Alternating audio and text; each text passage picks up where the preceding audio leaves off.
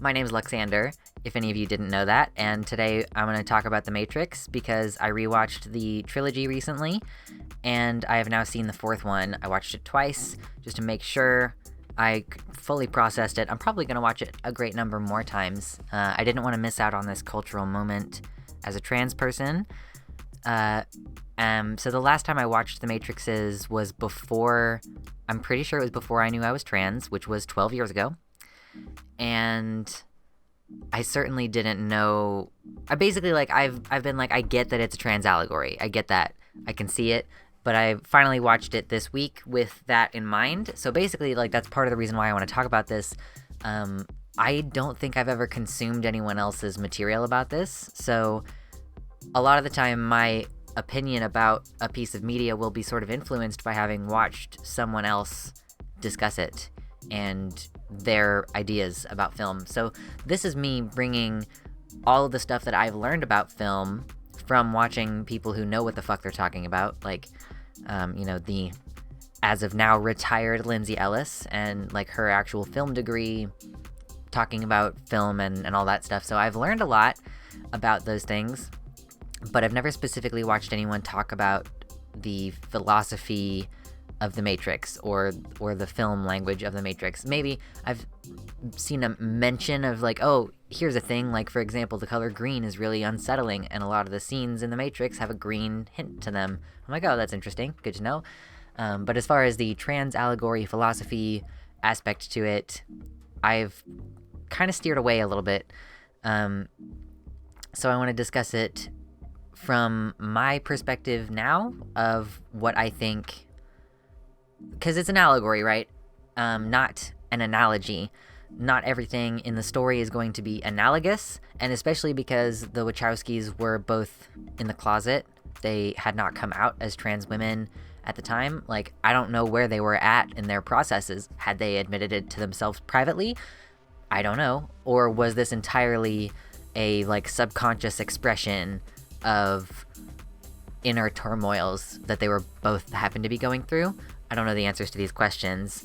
And it's possible that those answers don't even exist because, as I understand it, they have been pretty closed-mouthed about the whole thing and have very rarely said stuff about it and, very rarely come out and explained anything about the series. So, this is me having viewed The Matrix now as a transgender adult who has been out for 12 years, and knowing what I know about writing and allegory and kind of what I read as what's happening broadly in the first three movies, at least, because I don't know how well I feel the fourth one ties in, because it wasn't planned that way, I don't think. I understand that Lana made it in large part because her parents had died and she was dealing with that grief. So it's possible that there wouldn't be the same type of meaning to read into it as the fascinating subject of the subconsciously expressed allegory of two closeted trans women that the first three more closely represent. So anyway,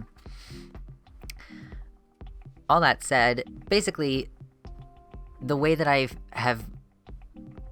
understand it right now is The Matrix is the hegemony, the hegemonic power structure that enforces gender on you, as well as many other things that have to do with, your person, yourself, and your expression and your humanity. So that first movie can be read allegorically to me as trying to break free from that, acknowledging that you don't fit into that hegemonic system, embracing your true identity and breaking free and going to exist separately. Very broadly speaking, very simply put, I guess, I feel like I managed to distill that down into a very short amount of words for what feels like such a big concept. There are a lot of coercive forces involved with keeping you in the hegemony, repeatedly reinforcing, maintaining your conformity. We all know trans people know how to do kung fu. It's true. You better watch out. So, yeah, like, again, there's not gonna be perfect analogous, like, oh, Agent Smith represents this very specific thing, Trinity represents this very specific thing, anything like that. At least I don't think that that's the kind of interpretation that I'm gonna be going for. That's all I'll say about it.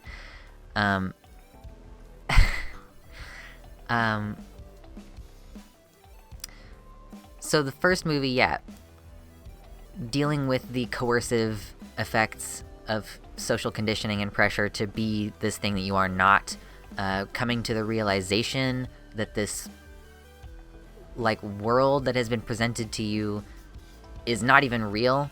Like, it's not even real that I can't be a girl, is the sort of allegorical way of thinking about, like, how would this apply to a trans person's life. Neo realizing that the matrix that his mind is immersed in is a construct, like, completely false construct. And then the second and third movies, I guess mostly the second, like, so the second one ends with the machines attacking Zion, like that battle, or is that in the third one?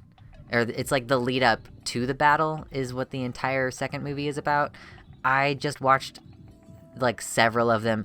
I do this thing where I'll binge and then details of the timeline bleed together, and I'm like, when did this happen?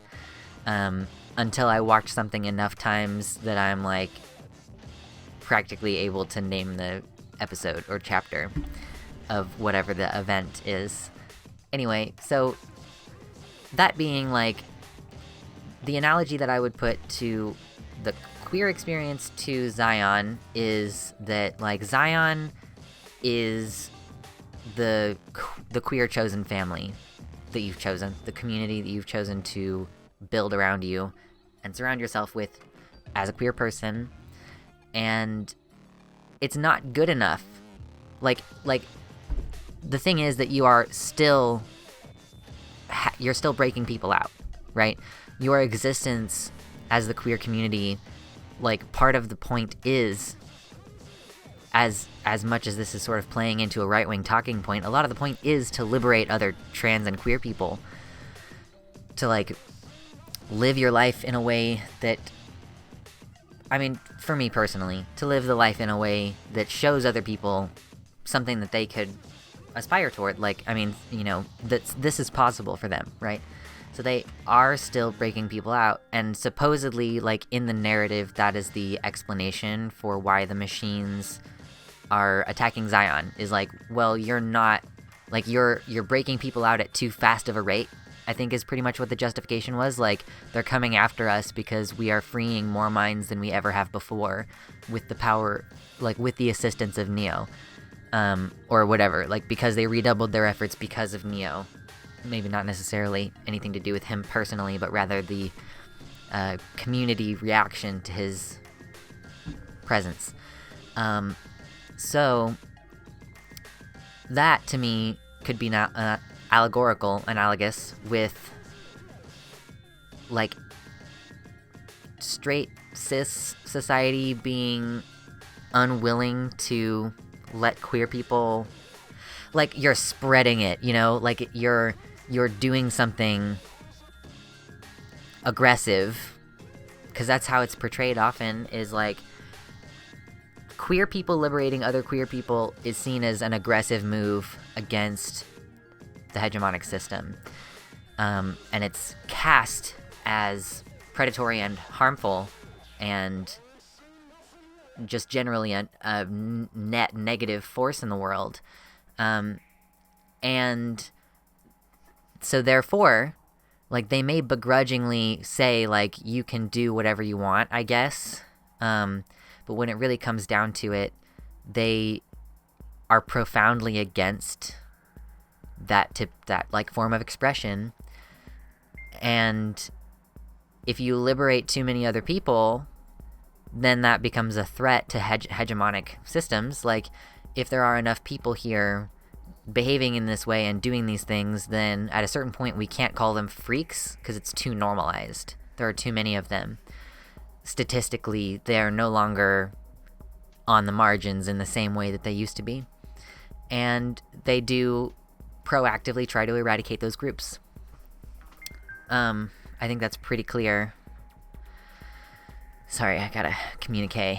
I think it's pretty clear that it is not enough to a lot of like homophobic and transphobic institutions and individuals to just let trans and queer people live their lives. Hey, Merch, what's up? It is not enough to say like, oh, you know, these people, I don't agree with them, but I guess they do things to try to enshrine disenfranchisement into the law, even if they are saying that they're not gonna interfere, right? They use these indirect forces to interfere in the real world. In the Matrix, you know, it's this very direct, like, we are literally going to, I mean, it's more analogous to the Stonewall riots, where they're like, we are literally gonna go fuck your shit up. The machines being analogous to the police and the police state in that instance, where, like, being queer was criminalized around the time of Stonewall, and, like, there is this, you know, violent presence trying to eradicate it, because it's not hegemonically acceptable. I've been using that word a lot. I feel like it makes me sound really pretentious. Status quo, I don't know what else to say. I feel like if I said kyriarchy, it would be even more pretentious. So, yeah, that's kind of my, like, broad reading of the Matrix first couple 3 ones. As far as the trans allegory goes, like, again, having not looked into this at all previously, my own interpretation of what do I think this could mean if I were transposing this idea of it being about queerness onto it. I don't really... Hey, how... Yoinketh. Oh, what a great name. Yoinketh McGee. Heyo. So there's other stuff about the series that I don't know is meant to be allegorical to it, or, like, you couldn't... Like, I don't know how you would apply the allegory to it. Like, the love story, like, the intense love story between Trinity and Neo, like, I don't know exactly what that's meant to be allegorical for, or the duality nature of the connection between Smith and Neo. I don't know exactly, and I'm sure that I'll think about it more. I will say, I guess moving into talking about Matrix 4, not necessarily understanding it in the lens of a trans allegory, but in the lens of, like, this movie being made now, I guess, for lack of a better way to put that. I will elaborate. So the creators of the movie, like, they were not, the original 3, they were not out as trans women at the time. They are now out as trans women. I don't know that Lily Wachowski had anything to do with this movie. I'm not sure whether she did, because she wasn't in the initial credits when I was watching the very end of the movie. I don't know if she was involved in some minor way that just wasn't listed up front. But so Lana Wachowski made this movie, and this is in the context of, like, people have been using the red pill analogy, like, they've been using that metaphor for years to describe breaking yourself free from, like, the progressive whatever, and, like, accepting alt-right ideology, more or less. And, there was that one time, I think it was Lily Wachowski. It could have been either one of them, because their names both start with L, and it makes it hard for me to remember who said what and did when. But, like, there was, I think, Ivanka Trump and Ben Shapiro, or 2 characters like that, said something about the red pill, and then one of the Wachowski sisters just said, like, fuck you both in response to that. That is the context in which The Matrix 4 exists. And there are a couple things that I thought were kind of interesting about that. I'm sorry if I'm peeking at all, by the way. I saw myself go into the red a little bit. Not intentional.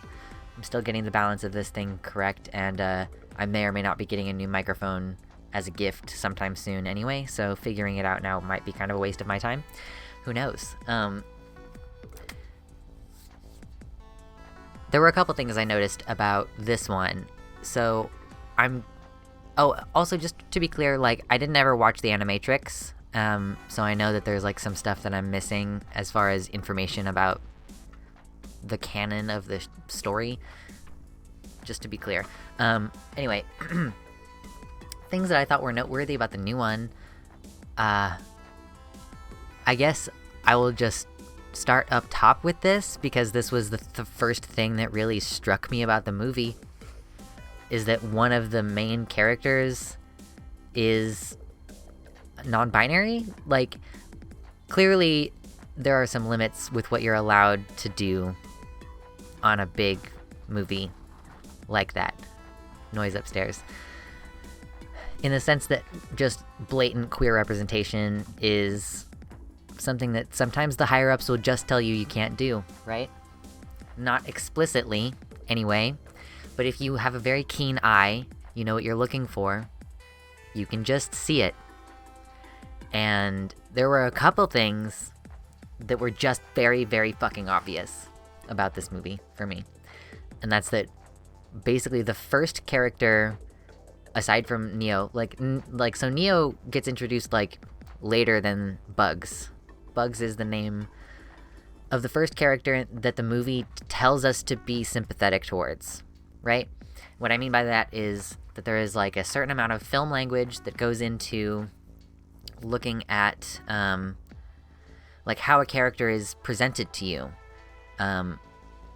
You can sometimes tell in the first scene that a villain is introduced that they are the villain, even if that is supposed to be a reveal. Like, you might not explicitly know it, you know, like, ooh, that person is a villain, but you may notice that something about them is kind of off-putting, or, like, something weird about that guy, you know? Your brain knows what it's, you know, what to look for. So, ooh, I'm having a lot of ADHD moments, and I don't love it. So in the film language, Bugs is the first character, really, that we're shown on screen, and is like, we're meant to be sympathetic to them.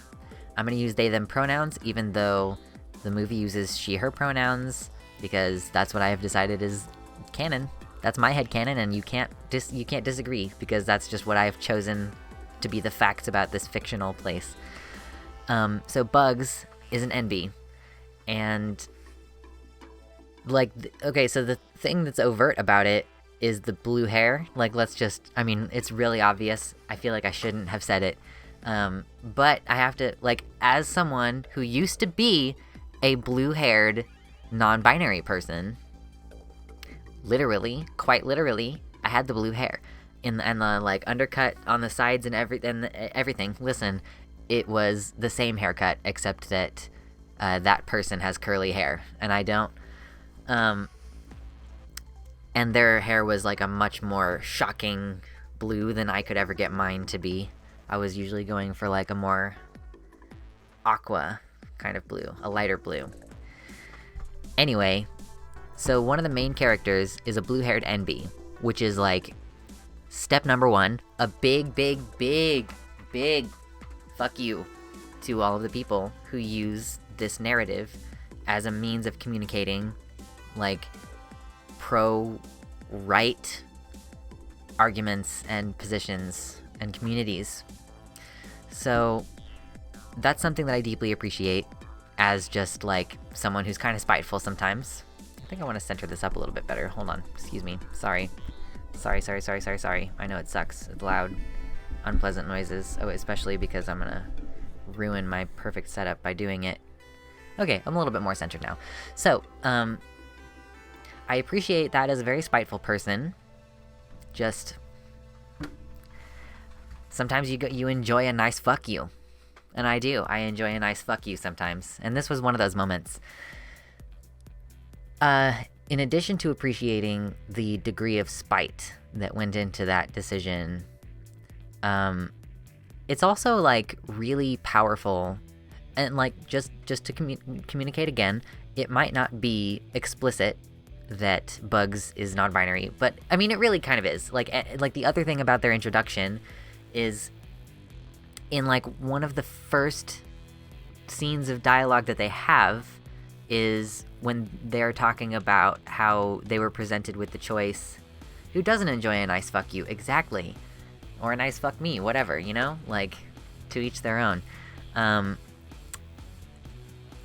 When Bugs is talking about when they were presented with the choice between the blue and the red pill, like, they have this, like, really quick spiel that is about how they reject binary impositions onto their life.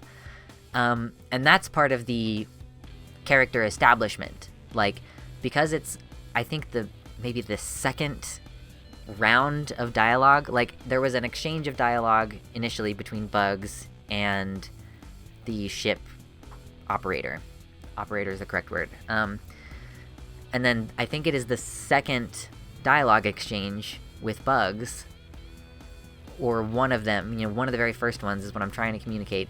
During the time in the film where we are still doing character establishment, we have this little miniature tirade against binaries, right? So it's as explicit as it can be without coming right out and saying, I am a non-binary person. Like, that's just what is being communicated. That's my personal opinion. I guess I'll caveat by saying that it's my personal opinion, my personal reading of the text. But that's what's being said. So it was really awesome to see that, and I had to, like, turn on subtitles to be able to read what was being said during that. I was like, I'm pretty sure that was, like, something against binaries. Like, what did they just say? Yeah, so in as much as it's explicit, you know, it's also worth mentioning here that I haven't watched any of, like, this. I know that there are trans characters on the Star Treks. I haven't watched any of the new Star Treks, so this is kind of one of my first experiences having a character that is just obviously non-binary, even without it being, like, discussed in the text, represented in this scale, on, like, at this level of platform, as opposed to, you know, smaller scale operations that aren't, like, a major franchise like the fucking Matrix, right? So it was a big deal, and I cried about there being, like, a non-binary person who is one of the lead actors in a major action film. You know, I just, it's shallow to a certain degree. Like, I understand that media representation and, like, corporations making money is not, like, the epitome of we need rights and stuff like that, you know, like, but it is meaningful. And it's like my little fuck you. Like, fuck you, you can't keep me out of anywhere. Like, you can't keep trans people out of your stories. You can't keep us out of the cultural narrative. Because that's what's happening when you deny the opportunity for trans representation, for queer representation, for authentic representation of people of color. You're taking from them the power to contribute and form our shared cultural narrative. That's what supremacy means. Like, that's what white supremacy means. That's what hegemony is referring to, is the fact that, you know, not having your story told means that people aren't able to connect with your narrative, your life, and that contributes to your dehumanization. It makes it easier to deprive you of rights and stuff like that. So, being represented is significant. So, I also just want to point out that there's a character called Lexi, and that she's very obviously a trans woman. The way that she looks the fact that her name is Lexi, the way that she carries herself and talks, like the types of tattoos that she has. Listen, she's a trans woman. Actually, she's a non-binary trans woman. I do think that the film language communicates that Bugs and Lexi are in a relationship. Like, I'm not pulling that out of nowhere. I'm not imposing a headcanon that they are in a relationship based on nothing, like, because I want it to be that case. Like, they use nicknames with each other. They embrace in a manner that indicates to me that they are in a relationship. And so they're T for T non-binary lesbians. That's the true facts about Lexi and Bugs. It's also worth noting that Niobe, General Niobe, is, like, that's another not explicit but obviously implicit, like, she is in a lesbian relationship with that other woman who I didn't even catch if she had a name. Which was nice. You know, it's nice there was a moment of, like, intimacy between these two black women in a relationship with each other. And I kind of appreciate, in a way, that it's not as explicit in this. Like, it's more just normalized, and, like, we don't have to talk about the fact that, like, we don't need to tell you with words that Niobe and this woman are in a relationship. It's obvious that one of them is providing comfort to the other. There's a degree of familiarity, like, with both of them feeling comfortable with the amount of touch. Like, we can easily see that the relationship dynamic is one where Niobe is the worrier, not the warrior, but the worrier. And she has very big responsibilities, and the other woman is, like, the more calming, grounding, centered part of the relationship. It's just a dynamic that is very obvious if you know what to look for in the film language. So little things like that were really cool. There was definitely, I think, a statement made when we get to see the Merovingian again. We have this action scene working up with Agent Smith and these other exiled programs, which are for some reason, like, making animal noises and feral. I don't really get it, but whatever. And the Merovingian is making a bunch of commentary from the sidelines, right? And it's really interesting because that's one of those moments where you can just really see the ideology of a filmmaker. And it's something that I appreciate. Like, it is a thing that I appreciate because I think that this is a good... I don't know, not a good... Sorry, my brain got a little bit ahead of me there. I agree. I'm not saying it's objectively good or not. I just simply agree with the ideology that is clearly being wrought by this scene. Basically, the dialogue from the Merovingian is like, we used to have grace, we used to have style, we used to have conversation, not all this beep, beep, beep, beep, beep. And it's clearly a reference to people who are super against, like, smartphones. They're like, oh, this technology is destroying our kids' brains. And, like, the Merovingian is dirty. Like, he looks like the most extreme version of, like, a literally insane person who has just become a hermit and, like, lives in the woods and, like, hasn't taken a shower in 12 years. I guess more like 60 years. I think there may have been some other dialogue. There were, like, two main bits of dialogue from the Merovingian that were in English. I bet, I took 3 years of French, and I was about to say, I bet that I could understand some of what was being said if I could read it. It's really difficult to understand French if you haven't been listening to it frequently. So Merovingian, how do you say that? How do you spell it? Merovingian Matrix 4 dialogue. Let's see if anybody's typed it up for us. This is hard to read. Hold on, let me bring it over here so I can read it. Okay, it just says speaking French. Kill him, you ruined You ruined every suck my silky ass thing. We had grace, we had style, we had conversation, not this beep beep beep beep. Art, films, books were all better. Originality mattered. You gave us face Zucker suck and cock me climbity wiki piss and shit. So those are the interesting lines.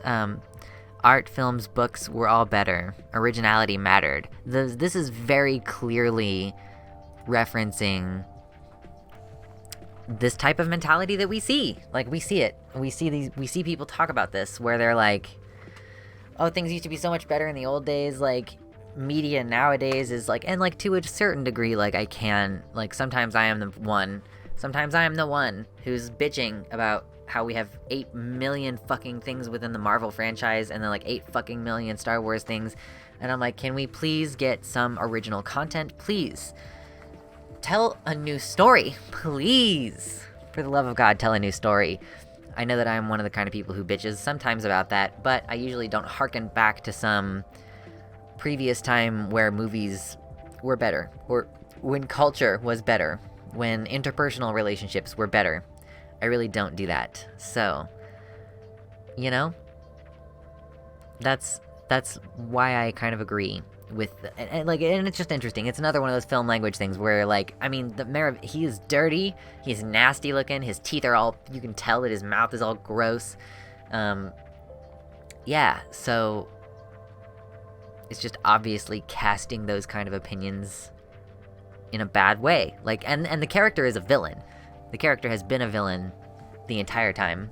So that's just some things that I thought were kind of interesting about it. Again, I'm not really sure how Matrix 4 fits into a broader picture of the trans allegory, if you were to view the previous movies as being about queer liberation and like, I don't necessarily know what is being said at the end, you know, of Matrix Revolutions, the third one, where Trinity dies, Neo goes and, like, presumably sacrifices himself. I think I might have been way too tired when I was watching the end of the third movie, because I hardly remember. I'm like, I remember there's a big fight, but then I don't remember actually what happens. He dies, I guess, or starts to die, or does die, and then the program decides to revive him. Okay, anyway,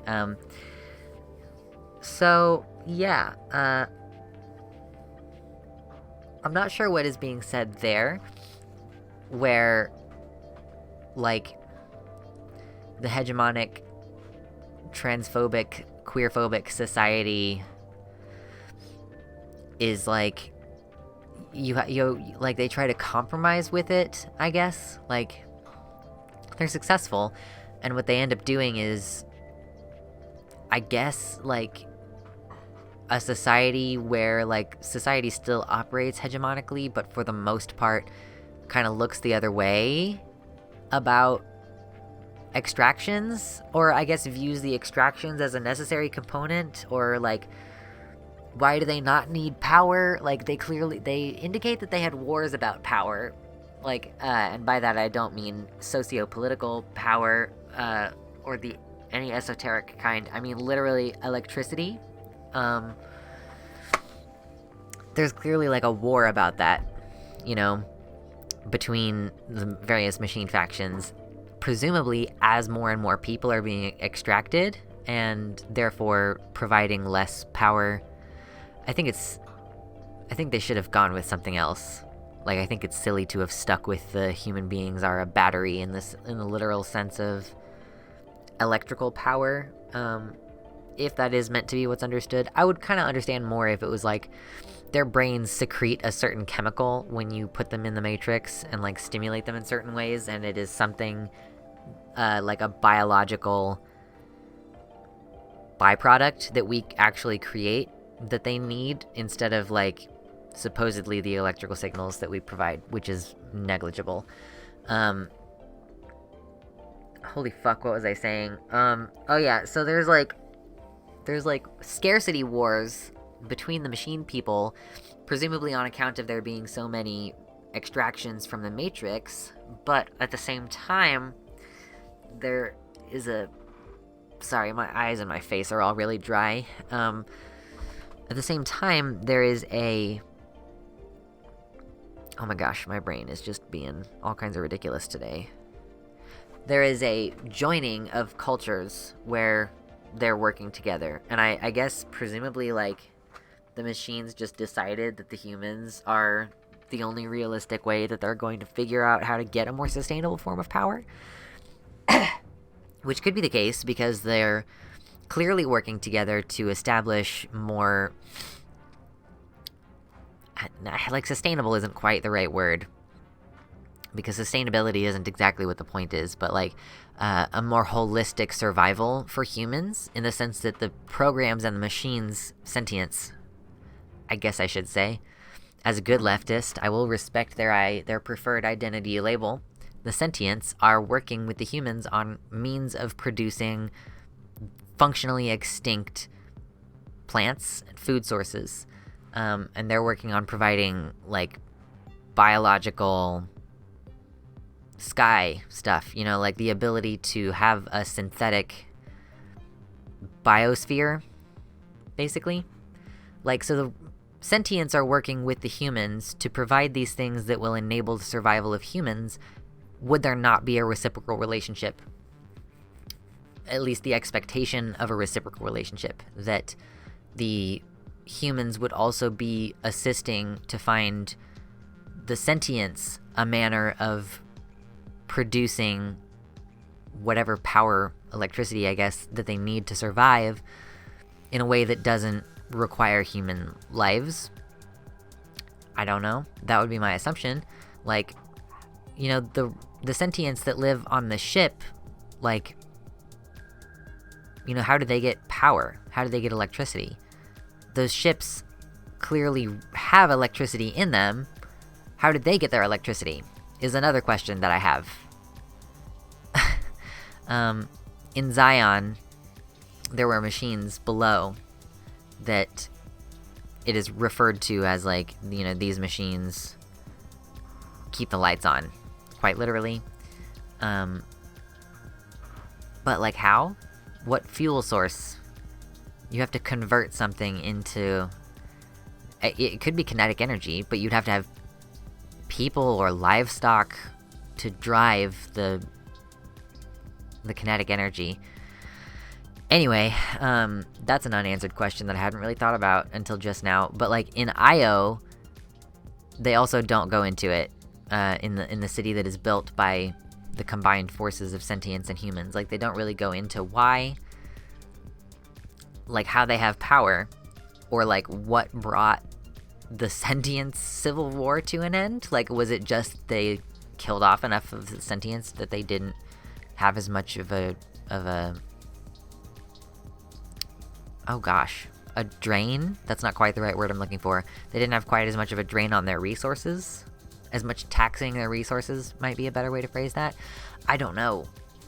So, and that's not even counting, like, that's me just trying to figure out the logic within the universe. That's not even counting how does that fit into a broader trans allegory. I almost forgot, like, one of the most critical observations that I made about this movie.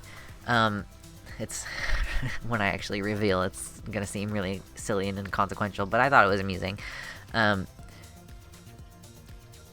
kind of feel like the fact that Trinity's name is Tiffany is a reference to a common TERF term. So, I imagine that everyone is familiar. Maybe not. On YouTube audience, I'd be shocked if you weren't familiar. TERF, Trans Exclusionary Radical Feminist, which is not a slur because they came up with that name themselves. They started it. And then we just started using it. Like, we were saying negative things about them using the term that they had come up with for themselves, which is why it grew to have a negative connotation, which they are now trying to get away from by declaring that TERF is a slur. It's not.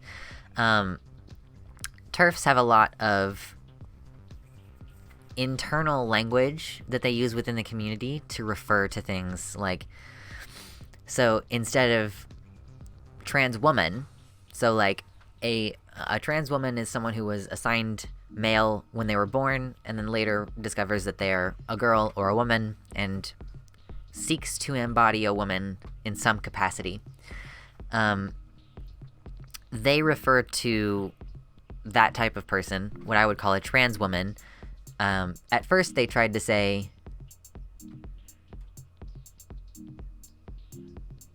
Yeah.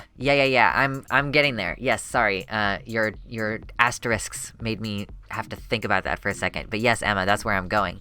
TERFs use, they initially were trying to say, they were calling what I would say a trans woman. They were trying to say a trans man because their goal is to constantly essentialize people down to characteristics that they were born with.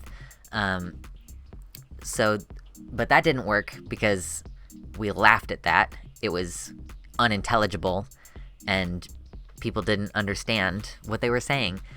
It made them seem sympathetic. So they couldn't do that. So instead, what they call trans women is trans-identified males, or TIMs, which is also a subtle way of misgendering by using a male name in this acronym to be discussing people who cavort about their lives as women and are women.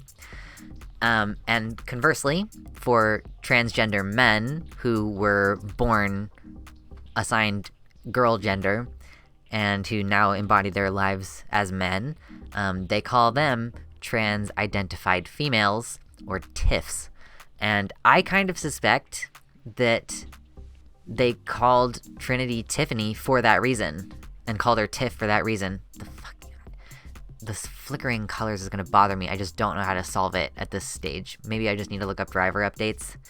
Oh my gosh. In any case, they say like, Neil Patrick Harris goes like, oh, it's just a little joke for me. Just a little joke for me. And I kind of think that maybe that's what it is. That maybe at this point, maybe we're referring to the Matrix's impositions as relatively similar to TERFism, even.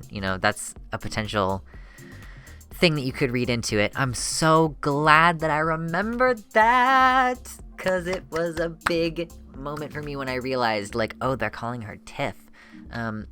Because that's one of the other things that I had been chewing on, having watched this most recently, is like, does Neo represent a trans woman? Like in the Matrix, like he's repeatedly called Mr. Anderson, which people have pointed out could be a means of like referring to dead naming him, and Bugs referred to the name Neo as being his real name, which I also really appreciated that. Like his real name, like the name that he has chosen is his real name. Yeah, I've wondered before, like, is Neo supposed to be a trans woman? In which case, is Trinity supposed to be a trans man? But, like, I don't know how that works exactly. Like, I know that Switch from the original was supposed to, like, look one way in the Matrix and, like, maybe be the opposite assigned sex outside the Matrix, but they couldn't get away with that. So it's hard for me to say, like, the reason that's hard to say is because, like, aside from looking rad as hell in their black clothes, everybody looks more or less the same inside the Matrix and outside the Matrix. Like, and it's established in the originals that you look the way that you look in the Matrix because you want to look that way.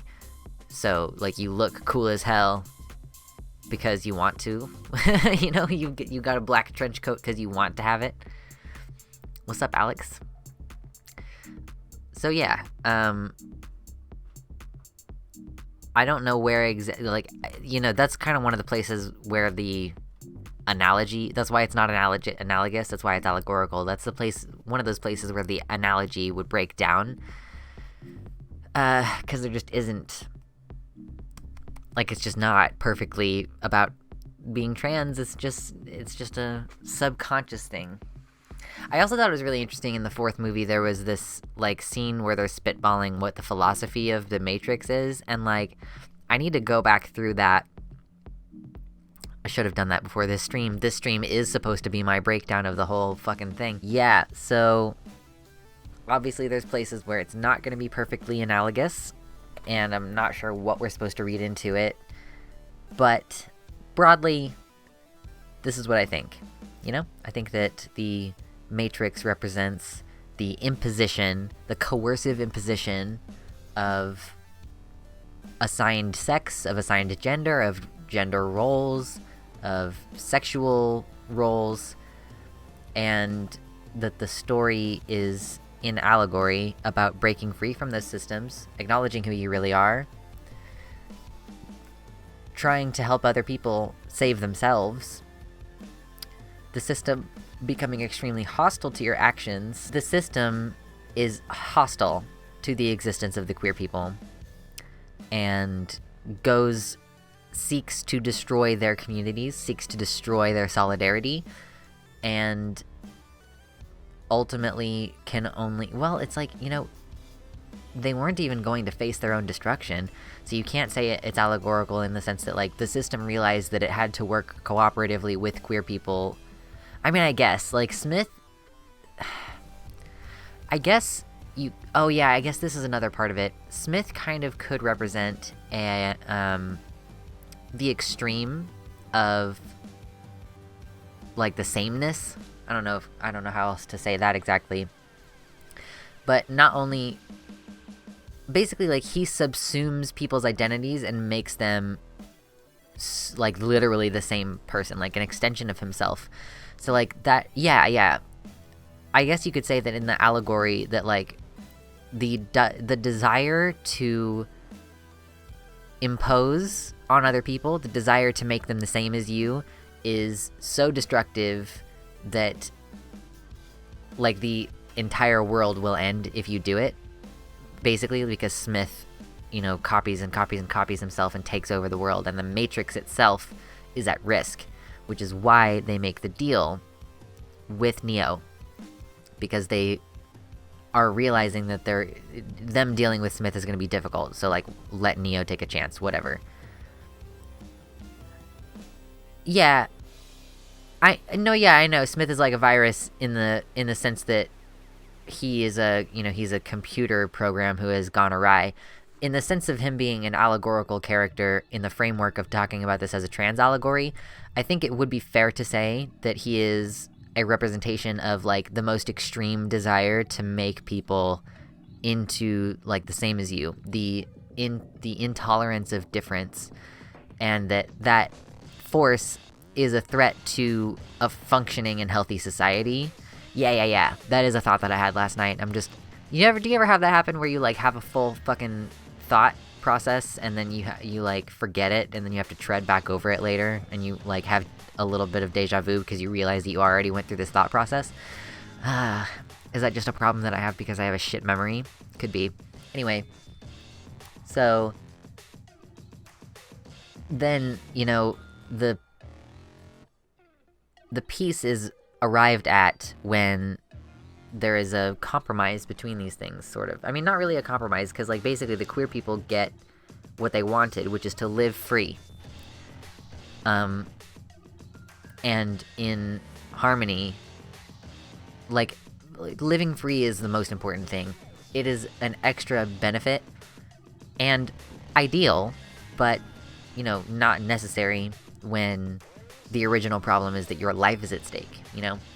Your life is at stake. What you want is for your life to no longer be at stake, for your freedom to no longer be at stake.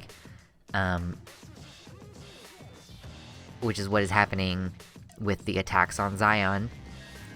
And then the building of the city Io is the recognition that, like, the hegemonic system, like, has aspects to it that I guess can be adapted to be useful, and that their acceptance of the presence of queerness and the necessity of that and the necessity of the imperfection of humanity are both necessary forces, and then it's them working together that ultimately brings peace and, like, ultimately brings, you know, a society where you can start building toward other things.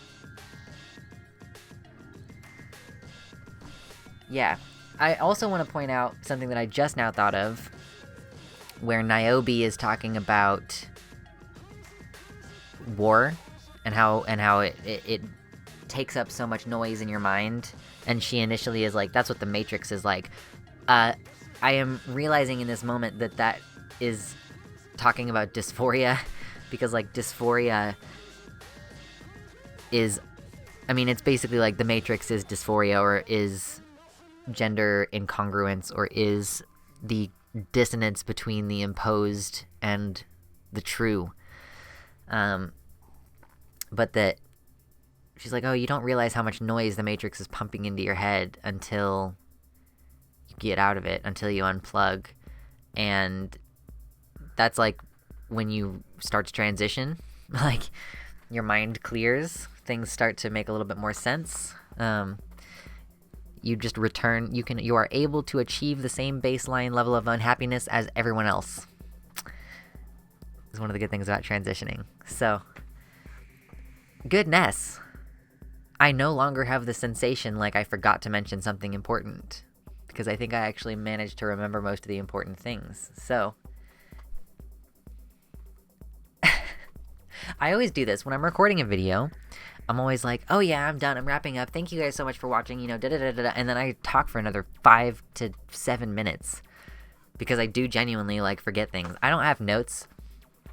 I feel like I seemed a lot more put together in this than I thought I would be.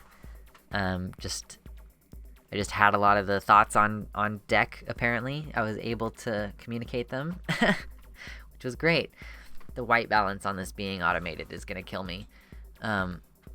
Goodness. So, yeah, that's like most of the thoughts that I have about the matrices.